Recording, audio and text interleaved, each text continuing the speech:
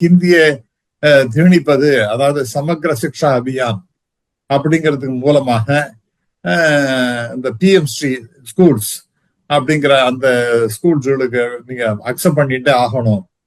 அதை நீங்க அக்செப்ட் பண்ணிட்டா, அதாவது அது அக்செப்ட் பண்றங்கிற பட்சத்துல நீங்க 3 மொழி ஹிந்தி அப்படிங்கறத நம்ம ஏற்றுக்கொள்ள வேண்டும் என்று நம்ம கையை பிடிச்சு முருகுறாங்க அந்த மத்திய அரசு. இது இயற்கை இயலாத ஒன்று.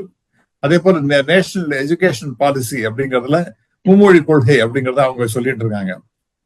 மும்மொழி கொள்கை முடியாதுன்னு சொல்லிட்டு நாம ரொம்ப காலமா சொல்லி கொண்டு 2 மொழி இருக்கிறதுனால தமிழ்நாடு எந்த விதத்துல கெட்டு போச்சு, எந்த வித இன்ஃபேக்ட் மற்ற ஸ்டேட்டை விட நாம பல மடங்கு மிக சிறப்பாக செயல்பட்டு கொண்டிருக்கின்றோம். கல்வியாக இருக்கட்டும், பொருளாதாரமாக இருக்கட்டும், எக்ஸ்போர்ட்ஸாக இருக்கட்டும், வெளிநாட்டிலே வாழ்கின்ற நல்ல பொசிஷன் இருக்கக்கூடியவர்களாக இருக்கட்டும், எந்த இடத்தினாலும் தமிழர்கள் கோல வச்சுகின்றார்கள் என்பதுல ஒன்றும் சந்தேகமே கிடையாது.